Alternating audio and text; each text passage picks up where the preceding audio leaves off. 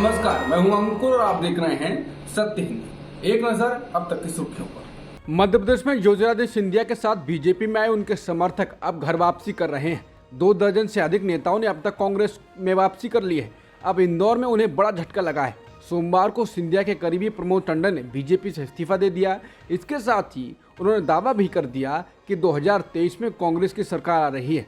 उन्होंने कहा कि कमलनाथ के नेतृत्व में सरकार बनेगी, मेरी कोई मांग नहीं है और न ही पद मांग रहा हूं।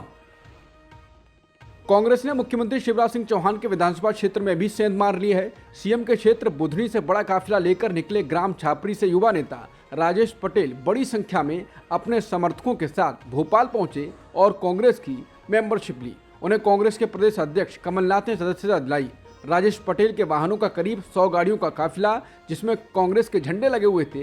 युवा नेता राजेश पटेल ने मीडिया से चर्चा करते हुए दावा किया कि आदिवासी और दलित ये लोग हमारे साथ हैं और 100 से अधिक वाहनों का काफिला हमारा है। हम सभी करीब 1500 लोग भोपाल जा रहे हैं। राजेश पटेल के परिवार के लोग लंबे समय से बीजेपी से जुड़े हुए हैं। बीजेपी के फायर ब्रांड नेता और मध्य प्रदेश के पूर्व मुख्यमंत्री उमा भारती से जब कमलनाथ द्वारा सीएम शिवराज सिंह चौहान को झूठ की मशीन कहने पर सवाल पूछा गया तो उन्होंने कहा कि मैं सीएम शिवराज की प्रवक्ता नहीं हूं, ये उनसे पूछिए।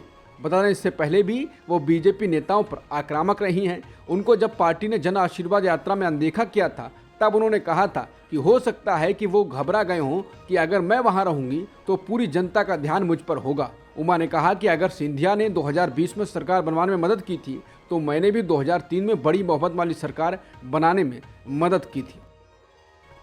कांग्रेस नेता सचिन पायलट ने कहा है कि प्रदेश में बीजेपी के मुकाबले सत्ताधारी कांग्रेस पार्टी की स्थिति मजबूत है। उन्होंने दावा किया कि भारतीय जनता पार्टी तमाम कोशिशों के बाद भी जनता को अपने साथ नहीं जोड़ पा रही है।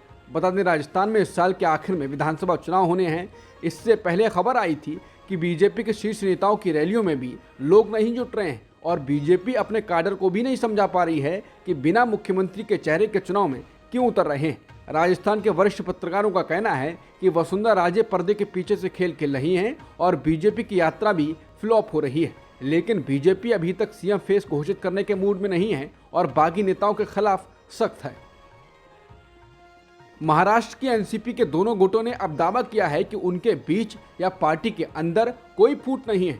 शरद पवार और अजित पवार गुट के इस दावे ने राजनीतिक विश्लेषकों को चौंकाने का काम किया है। यह दावा ऐसे समय में सामने आया है जब एनसीपी के दोनों ही दलों के बीच नाम और सिंबल को लेकर विवाद चल रहा है। शरद पवार गुट के एनसीपी प्रदेश अध्यक्ष जयंत पाटिल ने मंगलवार को कहा कि चुनाव आयोग की तरफ से हमारे केस को विवाद की तरह देखना गलत है। पिछले दिनों चुनाव आयोग ने माना था कि एनसीपी में अब 2 गुट हैं और पार्टी के भीतर फूट हो चुकी है। इसके बाद एनसीपी के दोनों गुटों की प्रतिक्रिया आई। जयंत पाटिल ने आयोग पर शरद पवार गुट को समय न देने का भी आरोप लगाया है। समाचार एजेंसी पीटीआई के मुताबिक महाराष्ट्र कैबिनेट में मंत्री और अजीत गुट के सीनियर नेता छगन भुजबल ने जयंत पाटिल के बयान पर कहा, यह सही बात है, हम भी तो कहते हैं कि हमारी पार्टी में कोई फूट नहीं है। टीएमसी सांसद काकोली घोष दस्तीदार ने महिला आरक्षण बिल पर चर्चा के दौरान जंतर मंतर पर महिला पहलवानों के हालिया प्रदर्शन का मुद्दा उठाया। उन्होंने कहा कि वो गोल्डन गर्ल्स जिन्होंने भारत को खेलों में मेडल दिलाए वो जंतर मंतर पर कथित यौन उत्पीड़न के खिलाफ प्रदर्शन कर रही थी, जबकि जिन पर आरोप है वो संसद में सांसदों के बीच बैठे हुए हैं। उन्होंने कहा कि ब्रजभूषण जैसे अपराधी सदन में बैठे हैं। जिस ब्रजभूषण ने महिला पहलवानों की इज्जत पर हाथ डाला वो बिल पास करेगा। ये सरकार पहले महिलाओं का सम्मान करना सीखे। इसके साथ ही दस्तीदार ने यह भी आरोप लगाया कि आईआईटी खड़गपुर और इसरो की महिला वैज्ञानिकों को समय पर सैलरी नहीं मिल रही है। कांग्रेस नेता और लोकसभा में नेता प्रतिपक्ष अधीर रंजन चौधरी ने कहा है कि नए संसद भवन में प्रवेश के समय जो संविधान की कॉपी केंद्र सरकार की ओर से दी गई उसकी प्रस्तावना में सेक्युलर सोशलिस्ट शब्द नहीं थे। चौधरी ने कहा कि भले ही 1976 में एक संशोधन के बाद इन शब्दों को प्रस्तावना में शामिल किया गया था, अगर आज कोई हमें संविधान देता है तो और उसमें ये शब्द नहीं है तो ये चिंता का विषय है। उनकी मंशा संदिग्ध है। ये बड़ी चतुराई से किया गया है। ये मेरे लिए चिंता का विषय है। मैंने इस मुद्दे को उठाने की कोशिश की लेकिन मुझे मौका नहीं मिला। टीएमसी सांसद डोला सेन ने भी कहा है कि संविधान की जो कॉपी सांसदों को दी गई है उसमें सेक्युलर और सोशलिस्ट शब्द गायब हैं। टीएमसी सांसद ने आगे कहा, मेरा सवाल ये है कि बिना किसी चर्चा के ये बदलाव कैसे किया गया। टीएमसी इसका विरोध करेगी। ये सरकार संविधान विरोधी है। इस मामले पर कानून मंत्री अर्जुन मेघवाल ने कहा कि संविधान की जो असल कॉपी है वो दी गई है और उस पर कल जवाब भी दिया जा चुका है। वहीं बीजेपी सांसद रीता बहुगुणा जोशी ने कहा, ये मुद्दे से भटकाने की कोशिश है। बीजेपी को संविधान में अटूट भरोसा है।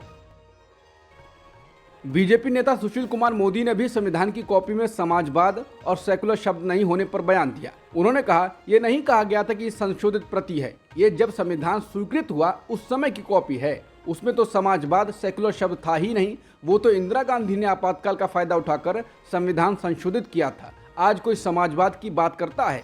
इसके साथ ही उन्होंने फिर कहा कि वे बात गलत है, ये मूल प्रति है, संशोधित नहीं। संसद के विशेष सत्र में महिला आरक्षण विधेयक पर बहस के लिए 7 घंटे का समय बुधवार को रखा गया है। कांग्रेस नेता सोनिया गांधी ने विपक्ष की ओर से बहस की शुरुआत की। दरअसल नए महिला कोटा बिल में ओबीसी महिलाओं को कोई आरक्षण नहीं दिया गया है। ये अब बहस का मूल मुद्दा बनने जा रहा है। इस मुद्दे को अभी तक सपा और लालू प्रसाद यादव की आरजेडी ही उठा रही थी, लेकिन अब कांग्रेस ने भी इस पर स्टैंड ले लिया है। सोनिया गांधी ने कहा कि कांग्रेस मांग करती है कि SC, ST, OBC के लिए भी उप कोटा के साथ महिला कोटा बिल तुरंत लागू किया जाए। उन्होंने कहा कि भारतीय महिलाएं पिछले 13 सालों से अपनी राजनीतिक जिम्मेदारी का इंतजार कर रही हैं और अब उनसे कुछ साल और इंतजार करने को कहा जा रहा है। कितने साल? लोकसभा में कांग्रेस संसदीय दल की अध्यक्ष सोनिया गांधी ने कहा, कांग्रेस की मांग है कि इस विधेयक को तुरंत लागू किया जाए और इसके साथ ही जाति जनगणना कराकर SC, ST और OBC समुदायों की महिलाओं के लिए आरक्षण की व्यवस्था की जाए। कांग्रेस नेता सोनिया गांधी ने विधेयक का समर्थन करते हुए कहा, ये बिल राजीव गांधी का सपना है। इस बिल के पास होने से हमें खुशी होगी। ये मेरी जिंदगी का मार्मिक क्षण है।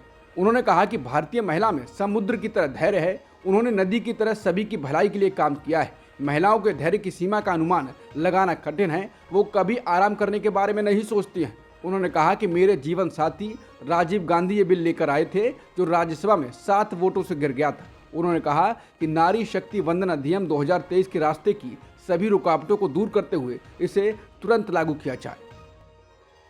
जनता दल यूनाइटेड के अध्यक्ष राजीव रंजन सिंह उर्फ ललन सिंह ने महिला आरक्षण के लिए लाए गए नारी शक्ति वंदन अधिनियम का समर्थन करते हुए आरोप लगाया कि केंद्र की नरेंद्र मोदी सरकार को महिला सशक्तिकरण से कोई मतलब नहीं है। उन्होंने आरोप लगाया कि उन्हें कुर्सी से मतलब है।